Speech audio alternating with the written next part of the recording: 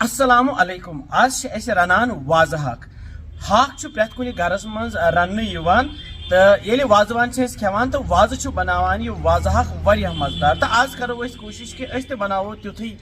Was हाक youth was छु बनावान। अजुक इस ये वाज हाक छु बनावो अस ओक्चरिस पे। तो वमे छ तहि ये हाक जरूर पसंद तो तुह त बनाइयो इथे कन। तो पक्यो करो अस जल्दी जल्दी शुरू। यह अस पन्ने वाड़ी हुंद हाक चमन तो यह तैयार गोमुत यह नो हाक तो यह दिमो अस गोड़स निश टक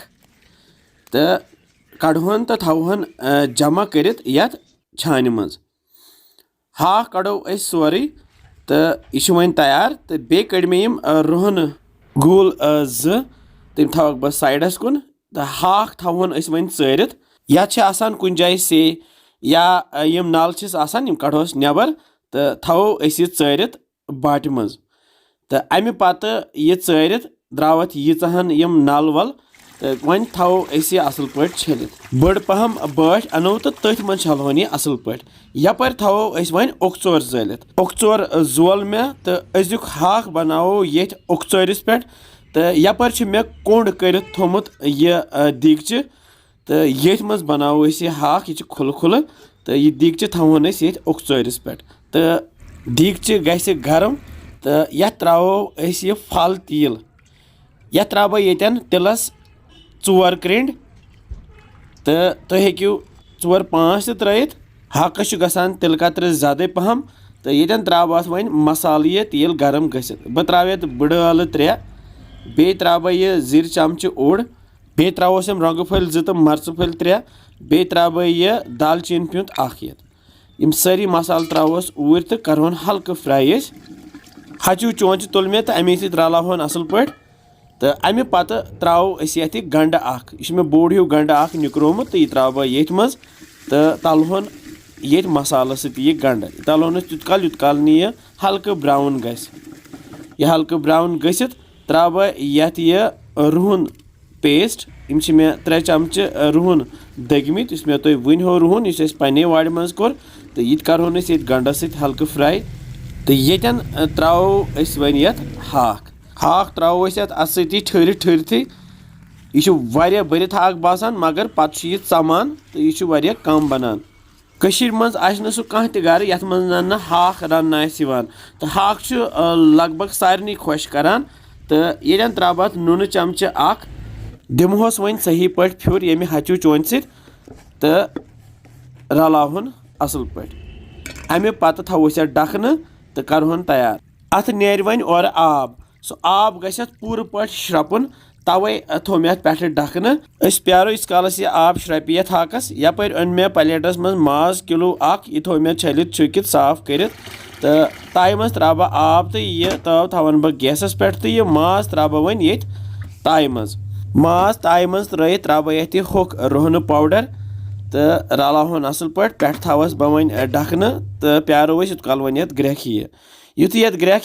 तिथु तुलो डखन थोद पे मल खोदमुत यह तुलो ये चमच सत थोद यह मल तुलन जरूरी तो वाज तथे कन माजस यह मल तुलान पे त्रोस अब कप 1 बे पे थवस डखन तो करहन वन यह तैयार 5 मिनटन यपर तुलो ये डखन थोद तो हाकस आब श्रप्योमुत ये तलिन ते लजमज वन असल पे तो वन त्रो ये मसाल मसाल मे सारी ये डबस मज थमित बह त्रा यम 5-6 सब्ज ٲलہٕ ऊर बे त्रोस चमच सत यह दानवल पाउडर 2 चमच बे त्रोस लेदरि चमच 1.5 बे त्रोस बादान पाउडर चमच 2 बे त्रोस नून चमच